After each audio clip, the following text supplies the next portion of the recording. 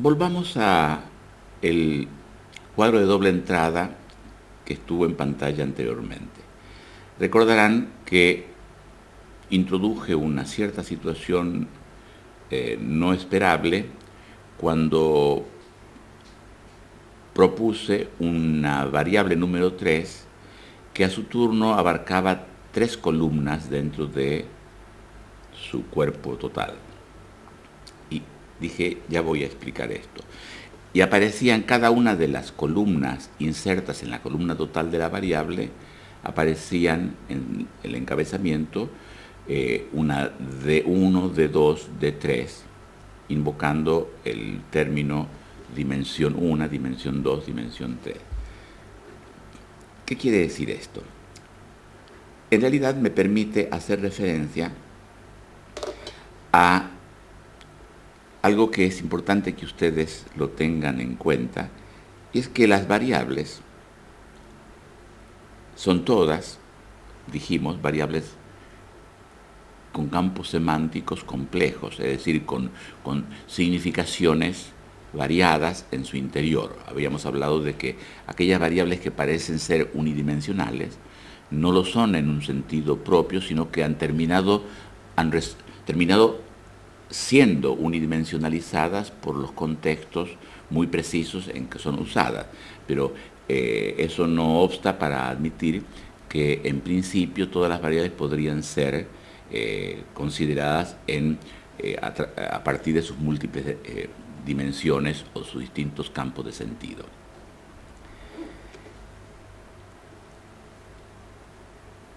De manera imaginaria, me propuse presentarles a ustedes una matriz de datos en donde la variable número 1 es unidimensional, la número 2 también, pero la número 3 no. Es simplemente un experimento mental.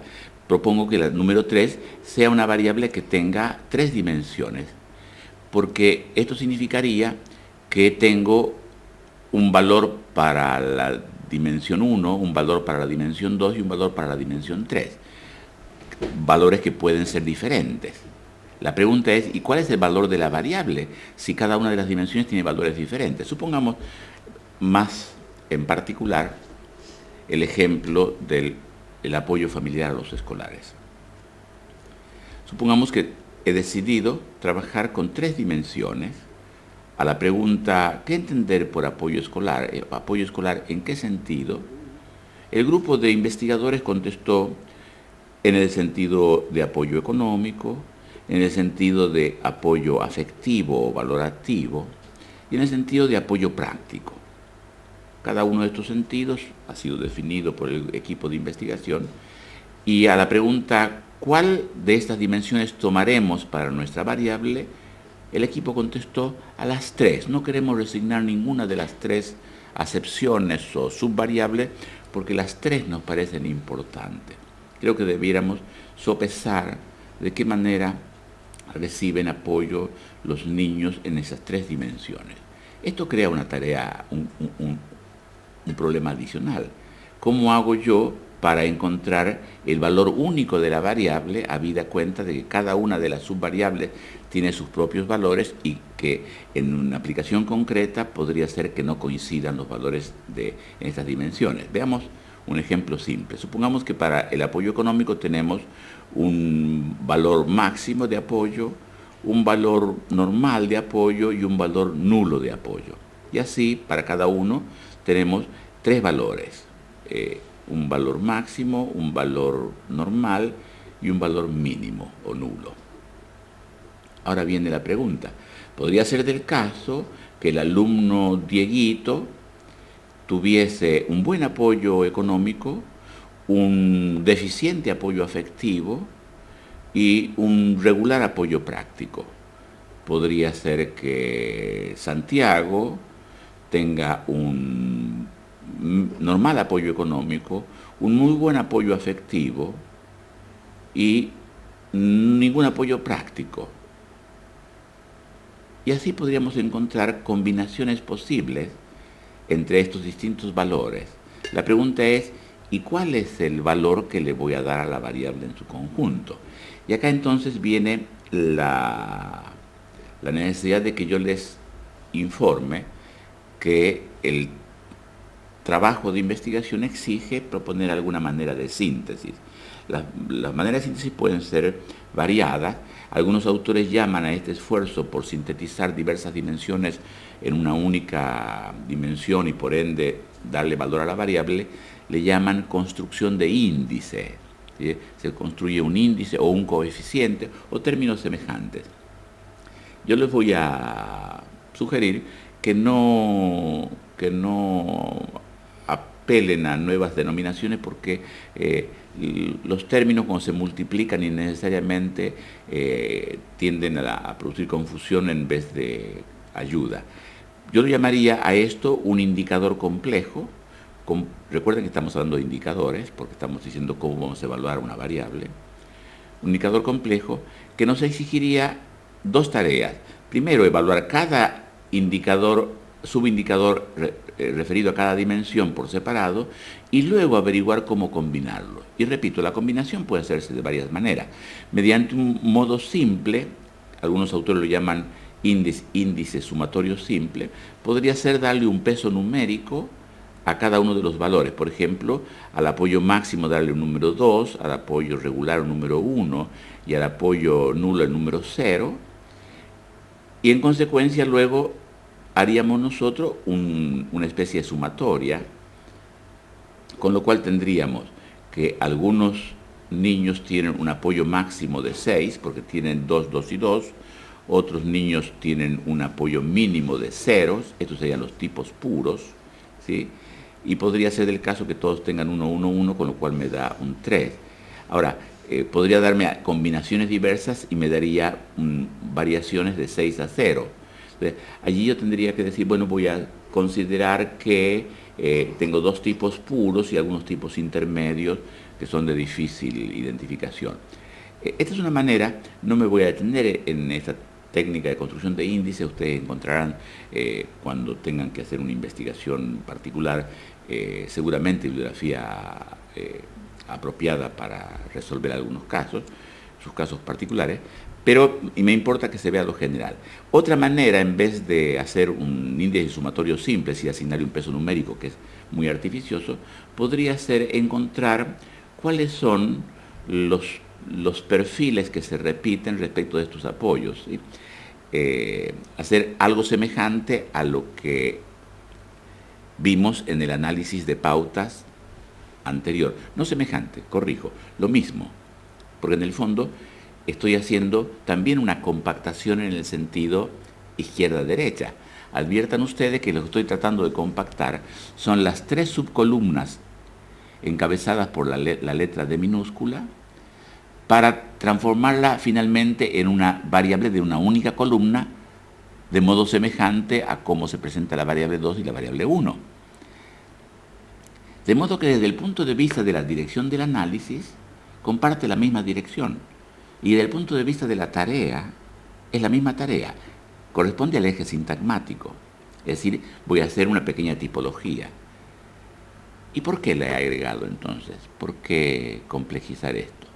Porque quisiera que adviertan que si bien desde el punto de vista lógico-semiótico, lógico-lingüístico, son actividades de la misma naturaleza, compactar todas las variables hasta llevarla a una única variable, o compactar todas las dimensiones hasta llevarla a dimensiones, a una única dimensión de la variable, aunque son desde el punto de vista de su lógica lo mismo, desde el punto de vista metodológico no son lo mismo, porque esta tarea yo debo hacerla antes a fin de poder compactar esta variable número 3 con las otras variables.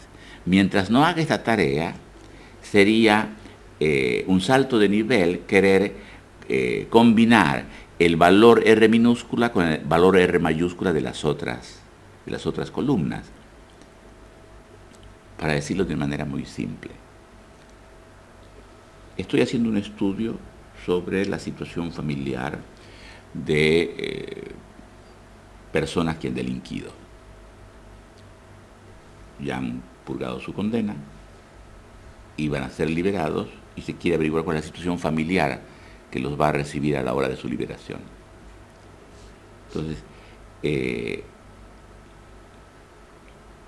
una de las variables es el lugar de residencia de la familia, otra de las variables es tamaño familiar, pero otra de las variables sea, por ejemplo, nivel de integración familiar.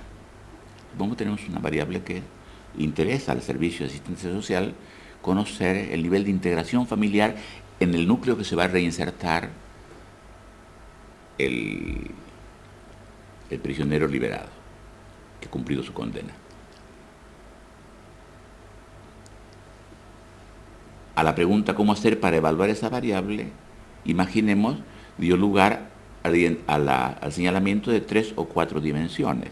Por ejemplo, integración afectiva, integración en cuanto a las ideas religiosas y políticas, integración en cuanto a la presencia en el hogar. Tenemos 3 dimensiones: integración en el campo de los afectos, integración en el campo de los pensamientos abstractos y posiciones generales frente a la sociedad y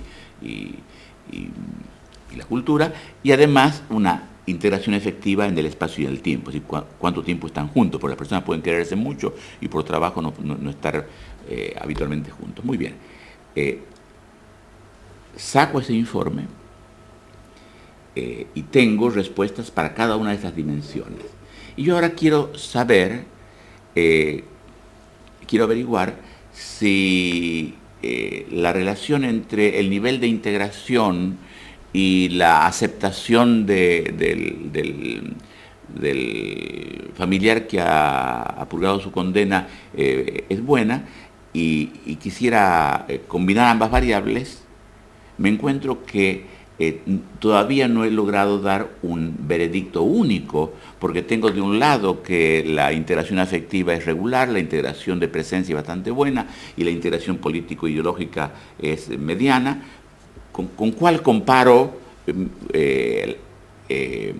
¿Con cuál de estas dimensiones comparo con las otras variables? No, con ninguna de las 3. Tengo que sintetizar las 3 y esa tarea es previa. Yo debo antes dar un dictamen que integre a las 3. Por eso, metodológicamente, en el sentido de lo que debo hacer antes o lo que debo hacer después, la síntesis, la compactación de las dimensiones de la variable es anterior a la compactación de todas las variables entre sí. Y eso nos lleva en nuestra cátedra, mi cátedra en la Universidad Nacional de Buenos Aires, a ampliar las direcciones del análisis propuesto por Galtung en vez de 2, en 3 direcciones. Agregaríamos nosotros a la dirección en el sentido de la variable, o sea, en el eje paradigmático, y al análisis, la dirección de las unidades de análisis, es decir, en el sentido sintagmático, una tercera tarea de análisis que vamos a llamar análisis centrado en el valor. Y que, aunque desde el punto de vista lógico es la misma tarea que la tarea de combinar que tiene el análisis centrado en la unidad de análisis, desde el punto de vista metodológico es preliminar, es anterior, y yo debo resolverlo previamente, luego hacer el análisis centrado en la variable y por último el análisis centrado en la unidad de análisis. En resumen, el proceso de análisis de los datos es una actividad compleja, una actividad crucial. Todo el esfuerzo naufragaría si no culminamos en una tarea de procesamiento, síntesis y construcción de nuestras nuevas clasificaciones o nuevas tipologías o nuevas formas de perfilar nuestro objeto. Y esa complejidad podría ser inicialmente ordenada y clarificada a los efectos de poder realizar de manera exitosa, proponiendo que el proceso general de análisis o síntesis de los datos recorre 3 grandes tareas: el análisis centrado en el valor, luego el análisis centrado en la variable y por último el análisis centrado en las unidades de análisis. El análisis centrado en el valor es el trabajo que debemos hacer previamente para tener el dato en su máxima síntesis cuando la variable que hemos tenido que investigar es una variable compleja que nos dio distintos valores en sus dimensiones y nos obliga ahora a hacer a proponer algún procedimiento de síntesis o de lectura, o como dicen algunos técnicos del método, un cierre de datos, cerrarlo al dato porque el dato es como que ha quedado abierto. La situación puede ser todavía un poco más amplia, más abierta, si se quiere, como cuando estamos frente a esas preguntas llamadas preguntas abiertas en una encuesta. Ustedes saben que en las encuestas suele haber preguntas del tipo de género y dos casilleros, uno con una F y otro con una M, para poner un círculo o una cruz allí donde corresponde. Es decir, son variables extremadamente simples o que han sido unidimensionalizadas por el uso habitual y estandarizado de ese concepto. Otras variables un tanto más abiertas, como por ejemplo situación familiar, y allí tenemos unas 4 o 5 dimensiones, como por ejemplo situación matrimonial, situación, tenencia o no de hijos, a cargo o no de ancianos, etc. Entonces, tengo 3 o 4 dimensiones y yo pongo una cierta clave para hacer una síntesis. Y por último, podría tener ítems abiertos y simplemente estimuladas la producción de la información con una pregunta del tipo: ¿qué puede decirnos de la situación de la violencia en el barrio? Exprésese libremente. Y lo que tengo es un texto en donde cada persona dijo lo que quiso decir. ¿Cómo hago para en esa variable opinión sobre la situación de la violencia en el barrio, poner un dato en mi matriz? ¿Sí? Tengo que leer todas las respuestas que se hayan producido y hacer un trabajo de categorización, de ordenamiento, es decir, de qué hablaron, cuáles fueron los temas, y conforme un trabajo analítico que se llama categorizar un texto, finalmente decir, en general se aparecieron las siguientes posiciones y se las puede clasificar de esta manera. Ese trabajo se le llama, en general, cerrar el dato, categorizar la variable, producir el dato final, y a esta tarea aludo con esta propuesta de un tercer trabajo o tarea de análisis de datos, llamado precisamente entonces análisis centrado en el valor. Me interesa retomar una afirmación que hice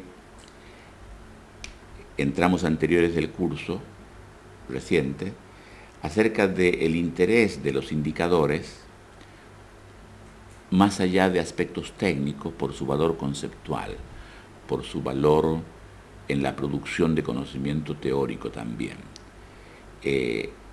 Con alguna frecuencia, los que buscan formarse en la metodología de la investigación científica piensan que se trata de una mera tecnología, y como todas las tecnologías o recetarios aburridos y sin ningún valor más que instrumental.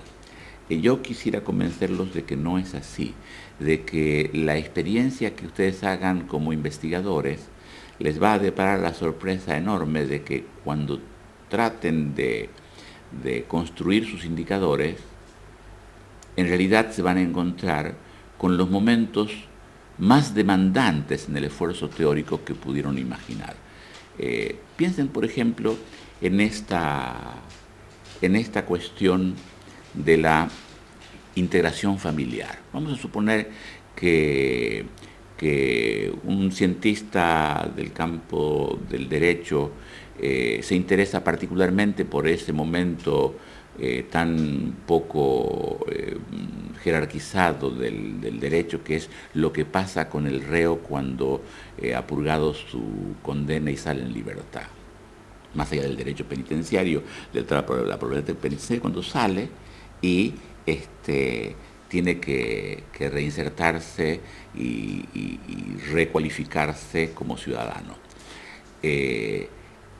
vamos a suponer que el investigador tiene la seria intención de profundizar en el conocimiento de la situación familiar y que tiene la corazonada de que los valores de la vida comunal tienen una potencia reintegradora y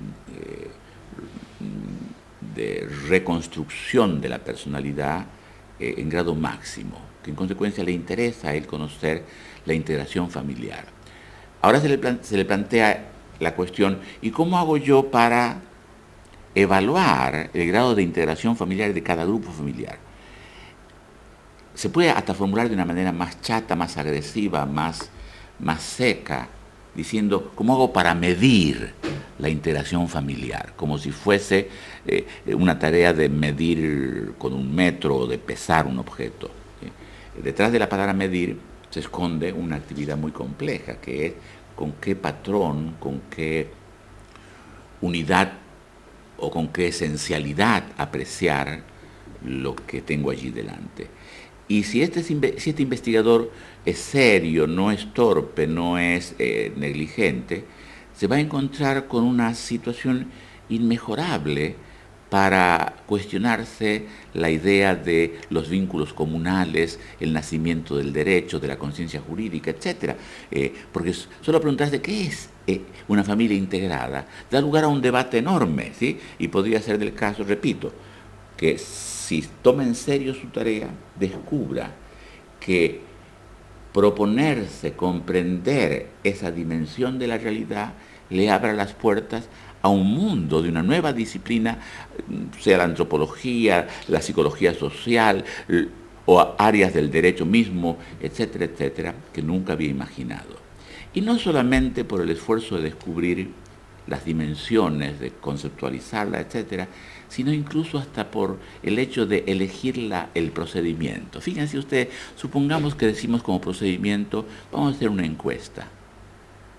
Pero encuestar es una acción que implica la comunicación humana. Y allí cabe la pregunta, ¿y en esta comunicación cuál es el derecho que tengo yo para comunicarme con la familia? ¿Cómo se va a sentir la familia frente a mi intromisión?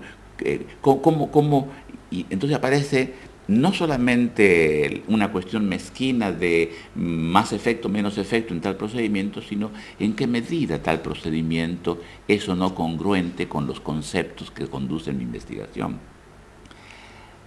Las tecnologías están grávidas de conceptos, están cargadas de conceptos e implican conceptos. De manera que la construcción de los indicadores en algunos casos se tratan simplemente de procedimientos rutinarios, especialmente en esas investigaciones que ya están ampliamente desarrolladas y nosotros solamente estamos replicando cosas ya hechas, de manera que heredamos un conjunto de indicadores y no vale la pena ni siquiera discutirlos. Siempre vale la pena, pero digo, en la práctica puede parecer que no vale la pena ni siquiera discutirlos. Sin embargo, hay otras investigaciones en donde las variables nos presentan demandas de exploración, de conceptualización, de construcción de nuevos indicadores y que nos abren la puerta a nuevos espacios de investigación, que bien pudiera suceder que un tesista o un investigador que comenzó interesándose por tal tema, a la hora de querer producir o obtener o generar indicadores para una cierta variable que le parecía inicialmente relevante pero inocua en cuanto a la complejidad para valorarla, se encuentre con un mundo inesperado y toda la investigación suya gire hacia ese tema. Y de pronto, pasados los años, cuando le confieran los premios respectivos por haber abierto un nuevo espacio, diga, en realidad yo contacté con este tema buscando otra cosa, ¿sí? Con esta imagen que les estoy proporcionando, quiero insistir, no se relacionen con la categoría de indicador o con la categoría de definiciones operacionales como si fuesen meros recaudos instrumentales, sin capacidad de afectar la sustancialidad de la realidad. No sé si cometo una imprudencia, pero me sale en este momento decirles que considerar a los indicadores como meros instrumentos sin efecto en la sustancia sería semejante a considerar el proceso judicial como un mero instrumento sin consecuencias en la sustancia del derecho. Creo que me parece que o sería deseable que los teóricos del derecho procesal digan una cosa diferente, digan que el proceso está íntimamente ligado a la sustancia y no es meramente un mediador instrumental. Antes de concluir con el ítem número 6, al cual hemos retornado luego de hacer una recapitulación de las instancias de validación y las fases en el ítem número 5, repito, antes de concluir el número 6, con su último tema, plan de análisis de los datos, quisiera hacer una presentación un poquitito más desarrollada acerca de el tipo de actividad que significa análisis de pautas. El tipo de actividad que significa combinar los distintos valores de distintas variables en el sentido del eje sintagmático o de las copresencias. Veamos como ejemplo genérico una situación en donde tengo 3 variables o 4 variables. Las vamos a llamar variable 1, variable 2, variable 3 y variable 4. Como son variables distintas, una tiene que ver, por ejemplo, con la integración familiar, otro con la residencia de la familia, otro con el tamaño de la familia, otro con el nivel de ingresos, son cosas diferentes. Voy a suponer que tienen valores de diferente tipo. Para marcar esa diferencia, porque tienen sustancias distintas, para marcar esa diferencia, a la variable número 1 pondré como valores A, B, C. A la variable número 2 pondré cuadrado, triángulo, círculo. A la variable número 3 pondré 1, 2, 3. Y a la variable número 4 pondré alfa, beta, gamma. No quiere decir nada más que son variables distintas. Y en consecuencia no puedo computarlas porque no son del mismo género, no puedo pero puedo combinarlas. Como habíamos dicho, puedo averiguar la copresencia de cejas tupidas, ojos redondos, nariz aguileña, mentón prominente o lo que sea. Recuerden ustedes que cada una de estas variables varía autónomamente de las otras, no tiene por qué necesariamente haber correlación. A veces hay correlación, por ejemplo, puede haber correlación entre integración familiar y tamaño familiar, de tal manera que las familias más pequeñas sean más integradas y las más grandes. Estoy improvisando de manera que no necesariamente lo que digo tiene mucha lógica, pero debiera ser claro en cuanto a la intención de lo que quiero significar. Cada una de estas variables varía autónomamente, aunque puede haber correlaciones. Bien, lo cierto es que un caso concreto, digamos, la familia Pérez García, podrá tener en la variable 1 el valor A, en la variable 2 el valor triángulo, en la variable 3 el valor 3 y en la variable 4 el valor alfa. La familia Herrera podría tener otra combinación, es decir, tendríamos diversos sintagmas o diversas copresencias. ¿Cuántas copresencias posibles o sintagmas posibles hay acá? Es decir, ¿cuáles son todas las combinaciones posibles? El número de combinaciones posibles resultaría de multiplicar 3 por 3 por 3 por 3, es decir, 3 a la cuarta potencia. Esta operación 3 a la cuarta potencia nos da un resultado de 81 combinaciones posibles. Son 81 pautas lógicas. Es decir, lógicamente, y la ciencia estudia simplemente los hechos en cuanto a su posibilidad, lógicamente hay 81 pautas posibles.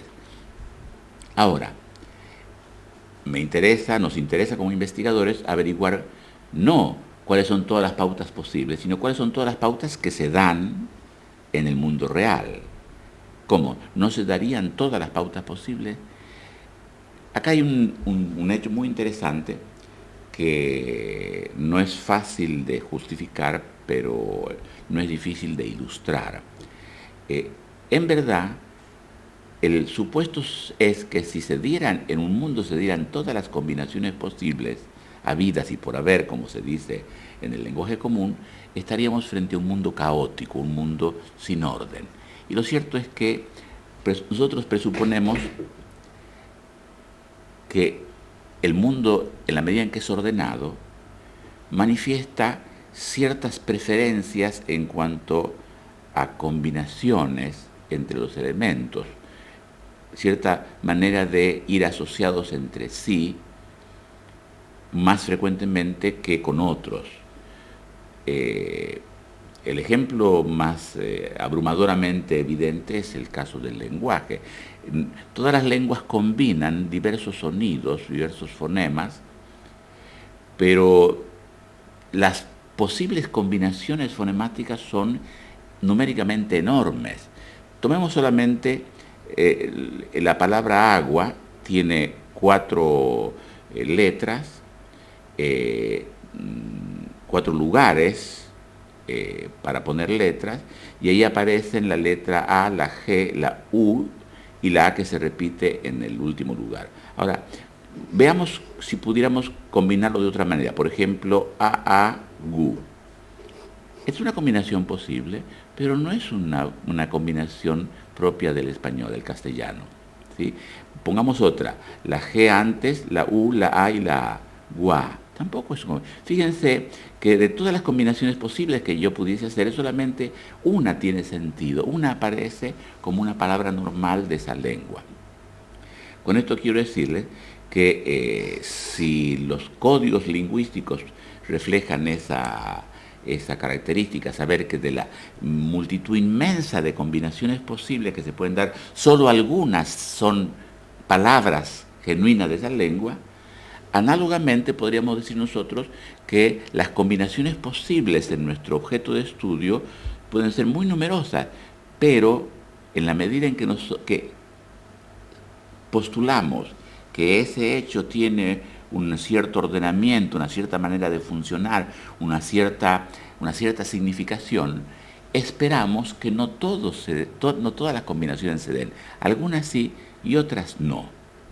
A las combinaciones que se den las vamos a llamar pautas empíricas. Y en principio, si hemos dicho que las pautas lógicas, las pautas posibles son 81, esperaremos que las pautas empíricas sean muchas menos. Es decir, del orden de las 10, por ejemplo. Después voy a justificar por qué 10 y no más o menos. Veamos un ejemplo simple. Supongamos que estamos hablando de variables de individuos, y entre las variables tenemos nosotros las variables de características o jerarquía del hotel en que se hospeda, nivel de ingreso o situación laboral, etc. Con enorme frecuencia, nosotros esperamos que si en un individuo aparece en la variable hábito de elección de hoteles 5 estrellas, si aparece el valor 5 estrellas, es muy seguro que nosotros esperaremos que en la variable nivel de ingreso aparezcan niveles de ingreso muy altos. Sería desordenante mentalmente que tengamos que en la variable el sujeto nos muestra como habitualidad hospedaje en hoteles de 5 estrellas, que en cuanto a situación de ingreso y situación laboral nos muestre bajo ingreso y profesión maestro de la enseñanza primaria, ¿sí? No cabe la menor duda de que si aparece esa combinación, nosotros daremos un salto en nuestro escritorio y comenzaremos a pensar que alguien ha hecho una broma y nos ha metido un dato espúreo, o que la profesión genuina de este sujeto no es esa, que hay acá una estafa, un fraude, etc. Porque no, o una situación muy extrema de que no es habitualidad su hospedaje en 5 estrellas, se hospedó una vez, esa vez fue un 5 estrellas y después se suicidó con todos los ahorros que tenía, que se quiso dar ese placer y ahí terminó su vida.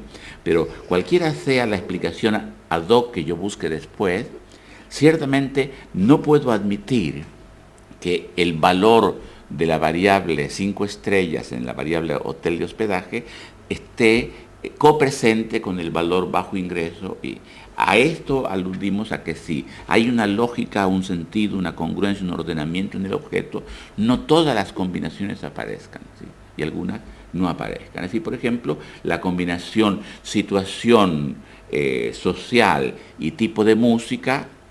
Por ejemplo, uno espera que la situación social es honras fúnebres a un fallecido, la música sea de ciertas tonalidades con ciertos ritmos, ¿sí? Ahora, nos llevaríamos una gran sorpresa si encontrásemos un ritmo muy vivaz o una marcha militar en una circunstancia de enterratorio de honra fúnebre. No sé si los ejemplos son buenos. En todo caso, han sido bien intencionadamente producidos para que entiendan esto. El número de pautas lógicas es el que resulta de todas las posibilidades de combinación que nos ofrecen los valores de las variables. Pero en la indagación nosotros estamos detrás de cuáles son las pautas empíricas. Y esas pautas empíricas seguramente nos proporcionarán los siguientes hechos. Supongamos que hacemos una lista de las pautas lógicas. Tenemos la que combina de una cierta manera, la 2, la 3, la 4, hasta llegar a la combinación número 81. Luego averiguamos cuáles son las pautas que han aparecido realmente. Vamos a suponer que la pauta número 8 ha aparecido 4 veces, la pauta número 16 ha aparecido 20 veces, la pauta número 17 ha aparecido una vez, etc. Tendremos nosotros una distribución de frecuencia en las pautas, ¿sí? Ahora, las pautas que tienen muchos casos, esas nos interesan porque son candidatas a ser designadas como tipos habituales. Ahora, las pautas que aparezcan con muy poca frecuencia merecen una atención particular. Decíamos que la pauta número 16 apareció 20 veces y la 17 una vez. Y acá viene la pregunta. Esta pauta que apareció una vez, que tiene una ocurrencia concreta, ¿realmente define un nuevo tipo o es una variante del tipo anterior que está muy próximo? Lo que tendemos a pensar cuando tenemos una variación, un caso de variación de una pauta que es muy numerosa, tendemos a pensar que sencillamente es un desplazamiento de un individuo pero que pertenece a esa pauta y no es una nueva pauta. Por ejemplo, si yo dijera la pareja se casó dos meses después de conocerse, ¿sí?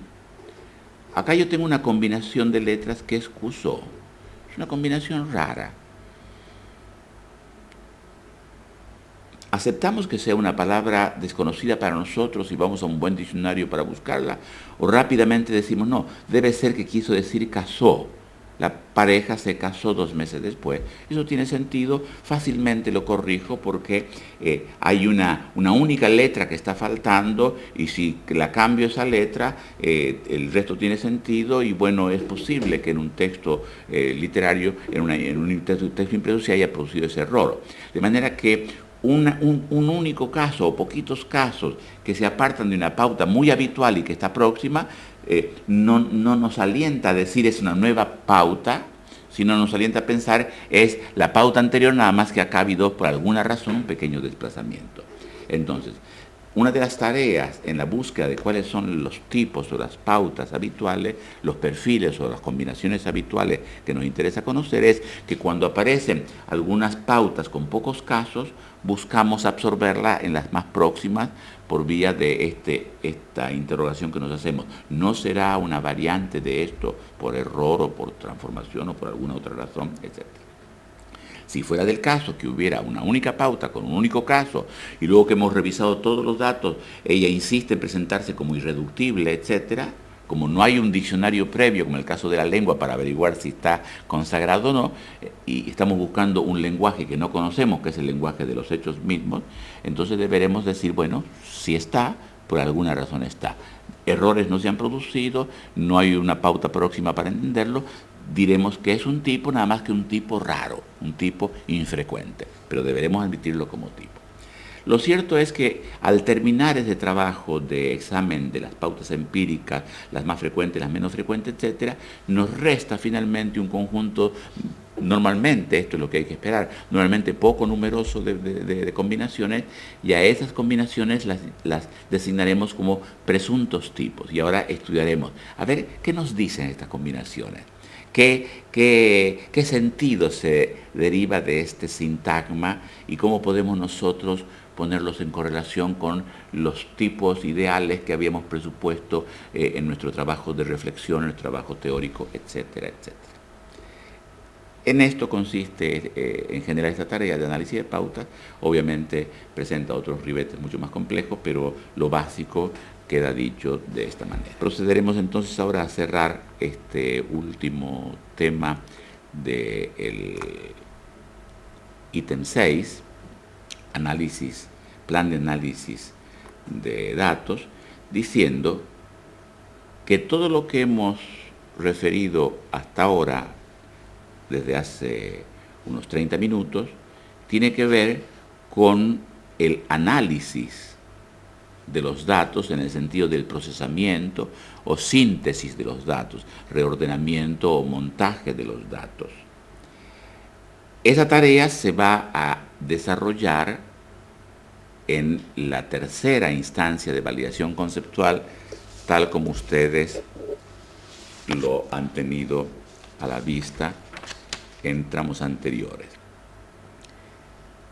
La fase número 6 está denominada fase de tratamiento y análisis de los datos. Y el primer ítem dice compactación de las matrices. Pero nosotros estábamos hablando de la fase 4, no de la fase 6. En la fase 6 encontramos diseño del plan de análisis, es decir, no del análisis, sino del plan de análisis. ¿Qué quiere decir esto? Quiere decir que el investigador, cuando está diseñando su investigación, no solo deberá modelar su objeto en el sentido de decir cómo lo va a fragmentar, sino también deberá poder prever cómo lo va a recomponer. Esta segunda tarea habitualmente no es prevista por los investigadores, y eso tiene consecuencias muy negativas en el trabajo de investigación, porque entonces suele suceder que se saque información que después no se sabe cómo se la va a usar, de modo que el resultado final es que la investigación ha producido una masa de información que es máxima respecto de una mínimo aprovechamiento de ella en el resultado final. A los efectos de economizar esfuerzo y sobre todo de mejorar la comprensión, que es de última lo que está en juego, es decir, es seguir avanzando en el conocimiento del objeto a raíz de todos estos esfuerzos cognitivos. Es deseable que el investigador, antes de salir a buscar la información, tenga ese momento para preguntarse cómo la voy a usar, cómo voy a hacer para sintetizar esta información que voy a producir, cómo voy a hacer para compactar los datos que voy a obtener, tanto en la dirección paradigmática como en la dirección sintagmática.